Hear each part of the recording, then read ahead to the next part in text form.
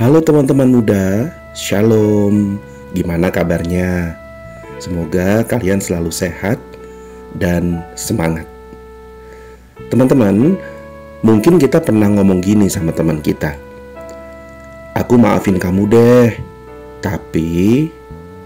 Nah, maafin sih oke.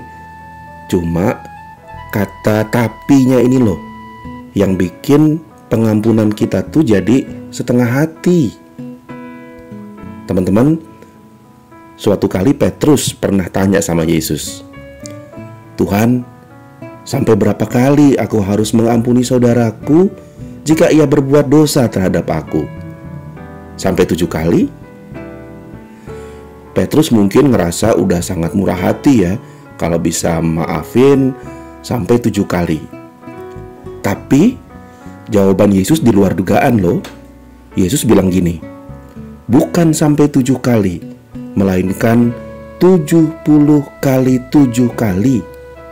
Artinya, pengampunan itu nggak boleh dihitung-hitung atau dikasih syarat, melainkan harus terus-menerus, nggak boleh pakai tapi.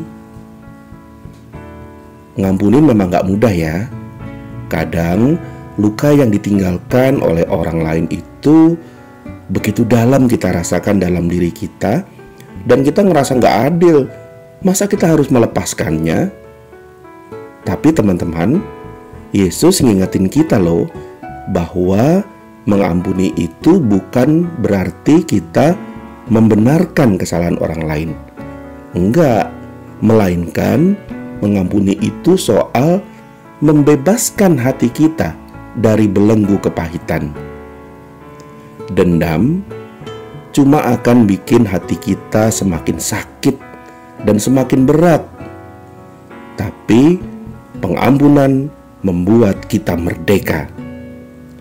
Nah, coba teman-teman bayangin, seandainya Tuhan ngampunin kita tapi pakai syarat. Aku memaafkanmu, aku mengampunimu, tapi jangan jatuh dalam dosa yang sama lagi. Kalau jatuh lagi, aku tidak akan mengampunimu. Seandainya Yesus bilang gitu, pasti kesempatan buat kita udah habis sejak lama.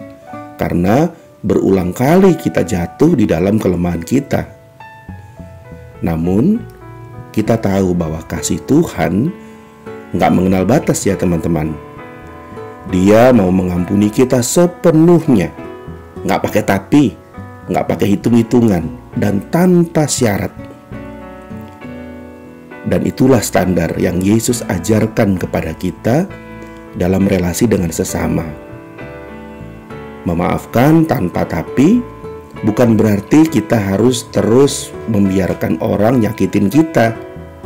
Tapi itu berarti kita memilih untuk melepaskan sakit hati dan menyerahkan penghakiman kepada Tuhan yang adil. Ketika kita ngampuni orang lain, kita sesungguhnya sedang meneladani Yesus Kristus yang di atas kayu salib, di dalam penderitaannya, dia tetap mau bilang, "Ya Bapa, ampunilah mereka." Teman-teman terkasih, dunia mungkin ngajarin balas dendam itu manis. Tapi ingat, Yesus ngajarin bahwa pengampunan itu jauh lebih manis. Karena di dalamnya ada kebebasan sejati. Yuk, kita belajar untuk memaafkan tanpa tapi. Makasih teman-teman. See you next Saturday. God bless you.